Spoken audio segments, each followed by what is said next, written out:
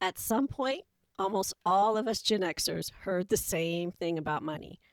Pay off your house, stick with the job, Social Security will be there. But the retirement advice that worked for our parents and mentors was built for a completely different economy. And if Gen X follows it unchanged, we continue to end up doing everything right and still feel behind. Let me show you why, and more importantly, what to do instead. Hey there, I'm Destiny, financial planner and founder of Essential Wealth Solutions.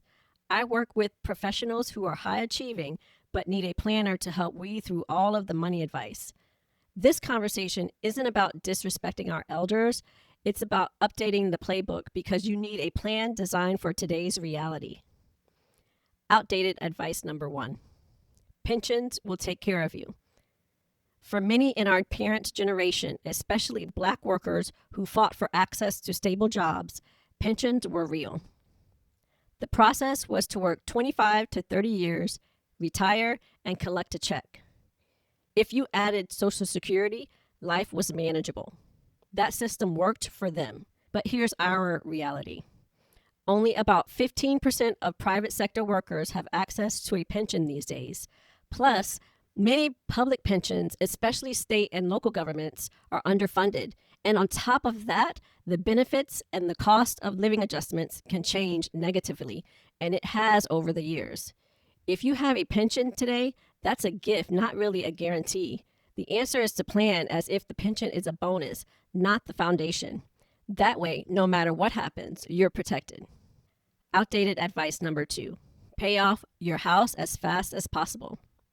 This advice made perfect sense in a high interest rate world, but Gen X entered housing during historically low rates, and that changes the math. Paying off a 3 to 4% mortgage early isn't necessarily wrong. It's just often seen as an inefficient use of your money if it prevents you from investing. Here's the math. If your mortgage is at 3.5%, but the stock market averages a conservative 10% return over that time, every dollar you put towards the house instead of investing costs you about 6.5% in opportunity cost. Let's use real numbers. Say you have an extra $1,000 a month. Option A would be to pay extra on your mortgage, and over 10 years, you'll save about $21,000 in interest. That's nice. Or take option B. Invest that $1,000 in index funds. Over 10 years at 10% average returns, you'll have about $200,000. That's $179,000 difference. That's generational wealth you're leaving on the table in order to feel good about having no mortgage. Now, are there cases where paying off your mortgage early makes sense? Absolutely. For example, if you're within 5 years of retirement, paying off your house may make sense from a cash flow perspective. And second, if you have a high interest rate loan, which to me is about 7% or more, it may make sense to pay it off early. Or third, you've already maxed out all investment accounts. And fourth, the peace of mind is genuinely worth it to you. But the options I listed aren't about choosing investments over peace of mind.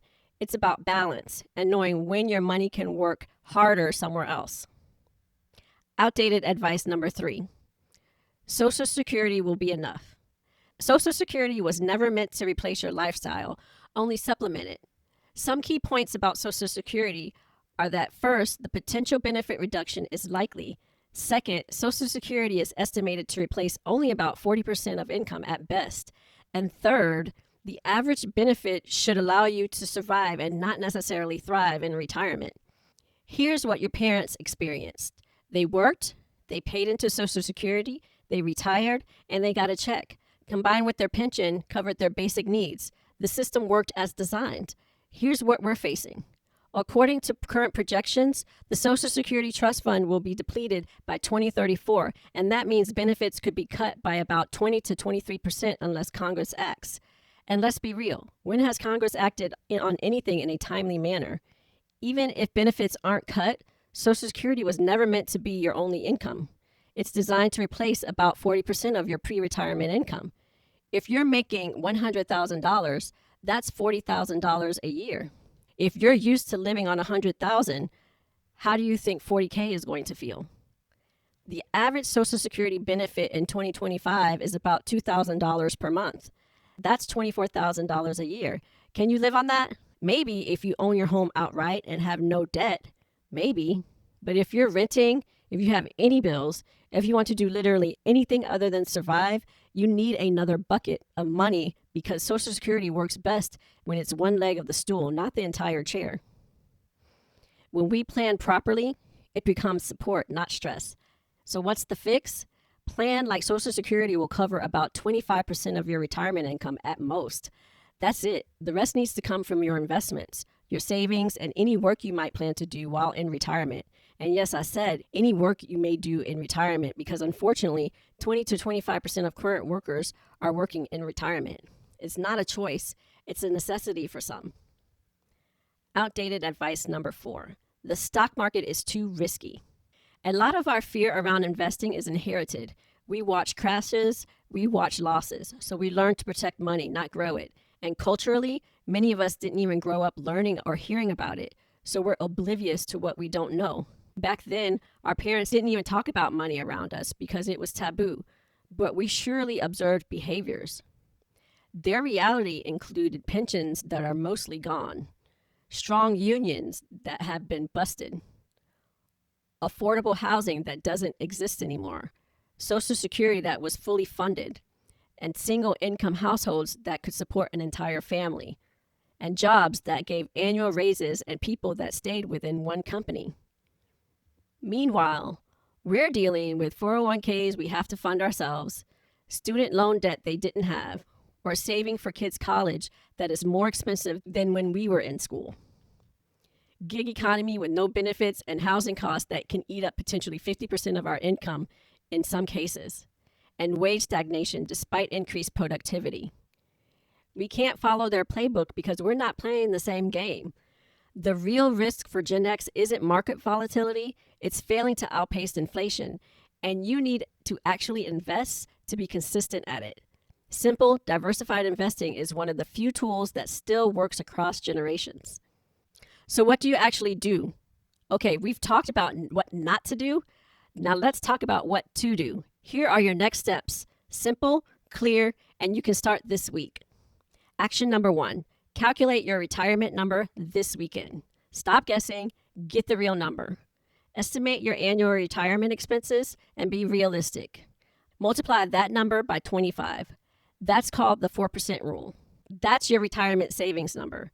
I'll repeat, that's your retirement savings number. Note that I didn't say your age. I said your number. For example, if you need $60,000 a year to live, you need $1.5 million saved. I recommend you use a free retirement calculator, and you can Google retirement calculator. There's plenty out there, but Fidelity.com has a simple one that takes into consideration pensions and Social Security. The time requirement for this is about 15 minutes. Listen, you can't hit a target you can't see. Once you know your number, you can work backwards to figure out what you need to save monthly. Action number 2, max your 401k match immediately. Do that this month. If your employer offers a 401k match and you're not taking it, you're leaving free money on the table. First, log into your 401k account or call HR if you don't have access. Second, find out what percentage your employer matches. Usually it's somewhere between 3 to 6%. Lastly, create your contribution to at least get the full match. Set it and forget it. This should take you max 15 minutes online or one phone call. This is the only guaranteed return on investment you'll ever get. Action number 3. There's some IRS rules behind this one, so talk to a financial planner about opening a Roth IRA this month if you don't already have one. A Roth IRA gives you tax-free growth forever. You pay taxes now, but never again. Not when it grows, not when you withdraw. Here's your action. If you are a DIY investor and know the rules, go to one of the brokerage firms like Fidelity, Vanguard, or Charles Schwab's website. Click Open a Roth IRA. This takes about 10 minutes. And then fund it. You can add more later. If you're not sure how to invest the money, talk to a financial advisor or research target date retirement funds or a simple index fund like VZROX or VTSAX. The 2026 contribution limit is $7,500 a year or $8,600 if you're 50 and over. Why it matters? Because you will have tax-free growth for decades. Even if you can only put $100 a month, that's $1,200 a year growing tax-free. And 20 years at 8% return, that's over $58,000. And you don't pay a dime in taxes when you use it. Action number 4, automate your investments by the end of this month. Willpower fails, automation wins. Set it up once and let it run. Set up automatic transfers from your checking account to your investment accounts. Schedule them for the day after your paycheck hits. Start with whatever you can. Even $100 a month matters. The time requirement for this is 10 minutes to set up. People who automate their savings save 3 times more than people who manually transfer. You'll never miss money you don't see. Action number 5, check your Social Security estimate tonight. You need to know what Social Security will actually pay you so you can plan around it. Go to ssa.gov, create a My Social Security account. This should take about 5 minutes, but you'll need to complete an ID verification if you never logged in. View your estimated benefits at age 62, 67, and 70. Write down the number at your planned retirement age. You will learn how much or how little Social Security will actually cover. Spoiler alert, it's probably less than you think. This should take 10 minutes. Why this matters? If you think Social Security will give you $3,000 a month, but it's actually $1,800, that's a $14,400 per year gap you need to fill. Better to know now than to be surprised at 65. Action number 6, schedule a financial review. Do it this quarter. Whether with me or another planner, get a professional set of eyes on your situation. What you need to do is gather your financial documents. That means retirement accounts, debts, income, expenses, and schedule a consultation with a fee-only financial planner. Get a personalized plan built for your situation, not generic advice. A planner can spot things you're missing and give you a roadmap that actually works. Listen, ultimately, our parents weren't wrong. They were just responding to a system that no longer exists. Gen X doesn't need more discipline. We need customization. If this video resonates with you, here's your 6 homework assignments. Number 1, calculate your retirement number this weekend. Number 2, max your 401k match this month. Number 3, research opening a Roth IRA if you don't already have one.